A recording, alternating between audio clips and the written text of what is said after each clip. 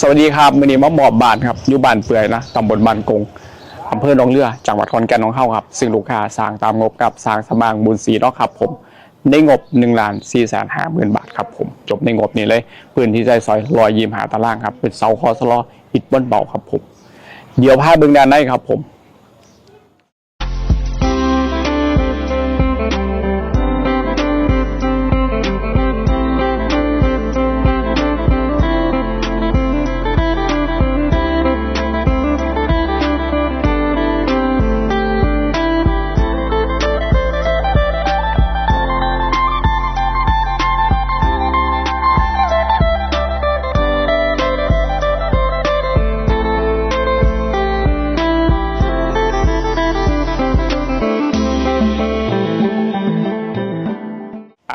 คือโซนของหน้าบ้านครับ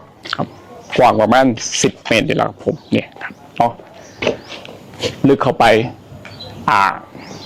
12 เมตรนี่แหละครับผมนี่ครับโซนระเบียงครับบันได3 ขั้นนะครับสูงยกขึ้น60 เซนแหละครับผมนี่ครับนี่หินจิ๊กซอว์นะครับผมสีด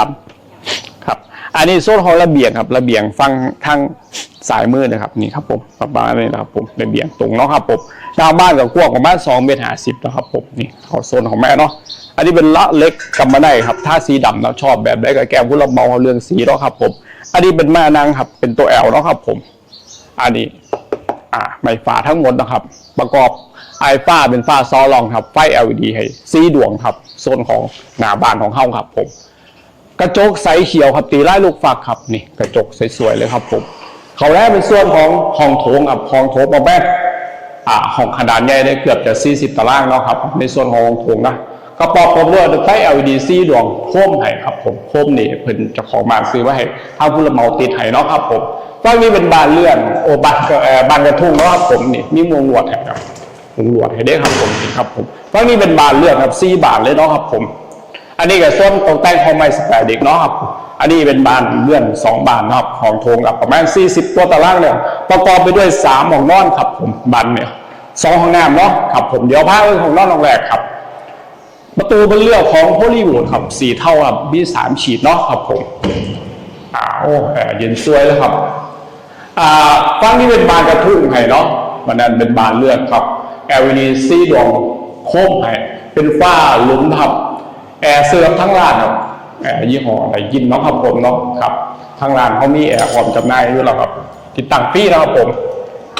นี่ห้องที่2ครับข้างกันนี่เนาะครับผมห้องที่2เย็นสวยกันครับผมห้องนี้ขนาด4 เมตรเลยครับผมครับฝั่งนี้เป็นบานกระถุงเนาะครับผม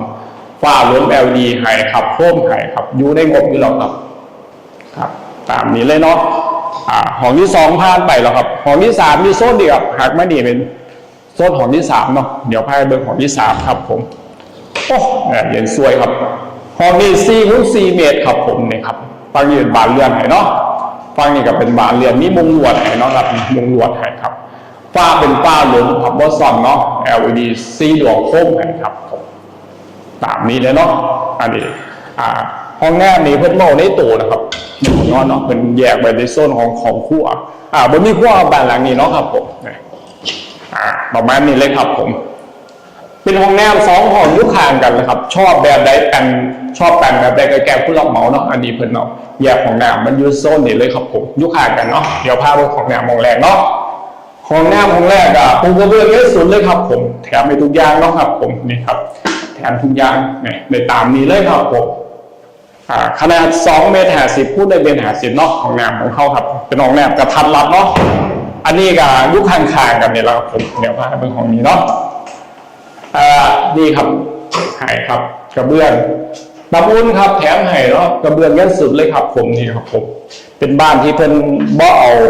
ของครัวเนาะเพิ่นจะต่อเติมด้านนอกครับโซนนี่หลังบ้านเนาะ